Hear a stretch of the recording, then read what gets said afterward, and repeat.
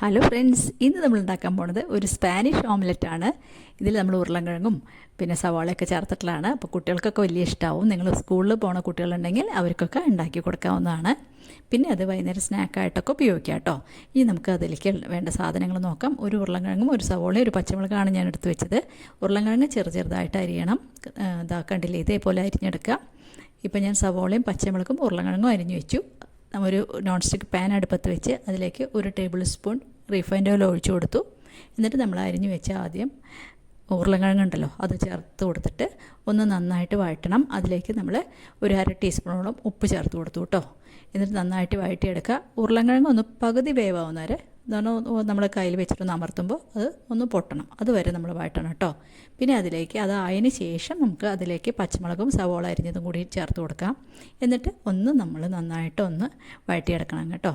അപ്പോൾ നമ്മുടെ പച്ചമുളകും ഉള്ളിയും ഉരുളൻകിഴങ്ങെല്ലാം ഒരുവിധം വെന്ത് വന്നു. അതിലേക്ക് കുറച്ചും കൂടി ഉപ്പ് വേണമെങ്കിൽ ചേർത്ത് കൊടുക്കുക. പിന്നെ എരിവിന് കൂടുതൽ ആവശ്യമുണ്ടെങ്കിൽ കുരുമുളക് പൊടി ചേർത്ത് കൊടുക്കുക കേട്ടോ.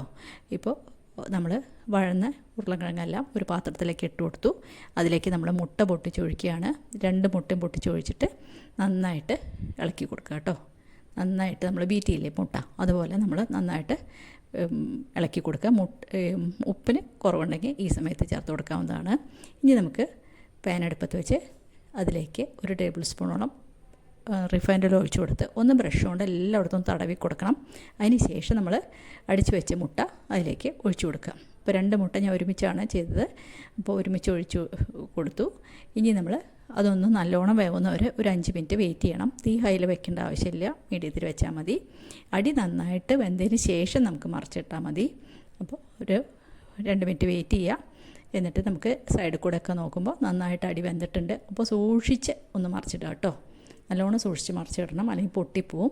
അപ്പോൾ മറിച്ചിട്ടതിന് ശേഷം നമുക്ക് ഈ ഭാഗം കൂടി ഒന്ന് നല്ലോണം വെന്ത് കിട്ടുന്നവരെ ഒന്ന് വേവിച്ചെടുക്കണം. അപ്പോൾ നമ്മൾ 2 മിനിറ്റ് കൂടി വെയിറ്റ് ചെയ്തിട്ട് അടിഭാഗം കൂടി നന്നായിട്ട് വെന്ത് ഉള്ളിലും ഒക്കെ നന്നായിട്ട് വെന്ത് വന്നു കഴിഞ്ഞാൽ നമുക്ക് വാങ്ങിയെടുക്കാം കേട്ടോ. നല്ല ഫ്ലഫി ആയിട്ടുള്ള ഓംലെറ്റാണിത്. അപ്പോൾ നമ്മുടെ അടിഭാഗമൊക്കെ ഒരുവിധം നല്ലോണം വെന്ത് വന്നിട്ടുണ്ട്. നമുക്ക് വാങ്ങിയെടുക്കാം.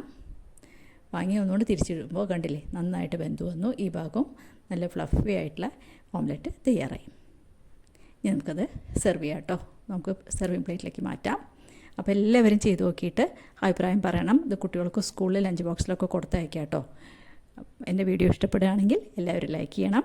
അതുപോലെ ആരെങ്കിലും ആദ്യമായിട്ട് കാണുന്നവരുണ്ടെങ്കിൽ ഒന്ന് സബ്സ്ക്രൈബ് ചെയ്ത് സപ്പോർട്ട് ചെയ്യാൻ മറന്നു പോകരുത്. അതേപോലെ സബ്സ്ക്രൈബ് ചെയ്യുമ്പോൾ കാണുന്ന ബെല്ലൈക്കൺ കൂടി അമർത്തുക കേട്ടോ. Thank you.